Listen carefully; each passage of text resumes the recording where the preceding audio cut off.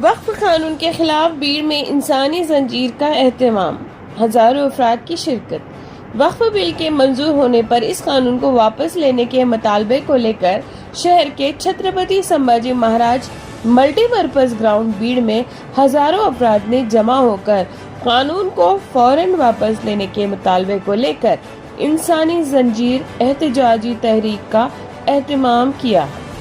یہ انسانی زنجیر مسلم پرسنل لا بورڈ کی ہدایت پر حضرت مولانا مفتی جاوید حسینی کی صدارت میں علماء کونسل کی رہنمائی میں منعقد کی گئی تھی،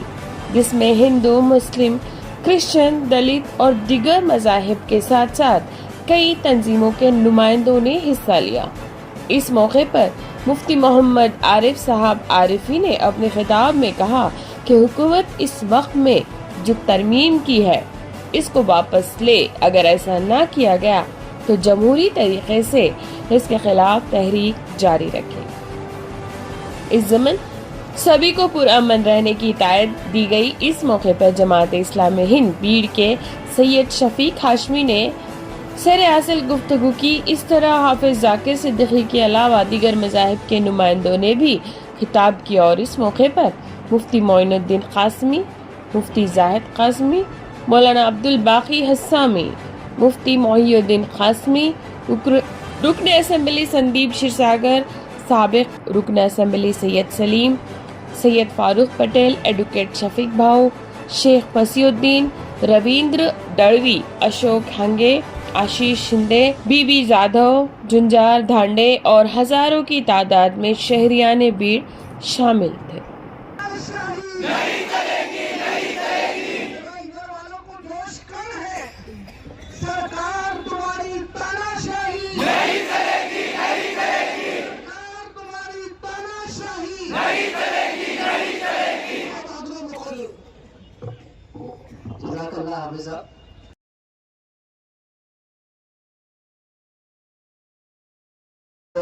سمجھانے کے لیے آپ کو ہم کو سب کو یہاں پر جمع کیا گیا ہے۔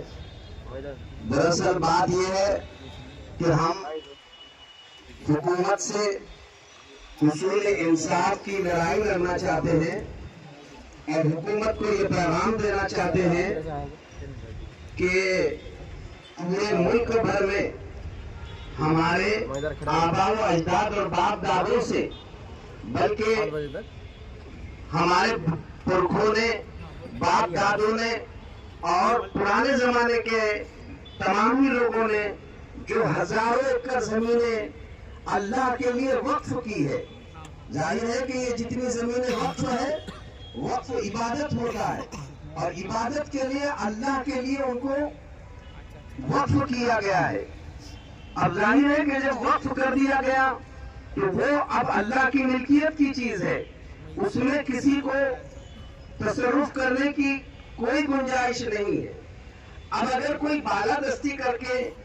اس میں تصرف کرتا ہے تو یہ ظاہر ہے کہ ہمیں کبھی بھی نہ منظور تھا، نہ منظور ہے، نہ آئندہ کبھی ہم اس کو برداشت کر سکتے ہیں۔ یہی بات بتانے کے لیے ملک بھر میں مسلم پرسنل لا بورڈ نے ایک مہم شروع کی ہے۔ ظاہر ہے کہ یہ ہمارا جمہوری حق ہے۔ جمہوری اعتبار سے اگر ہم پر کوئی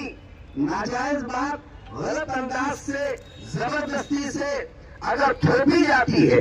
تو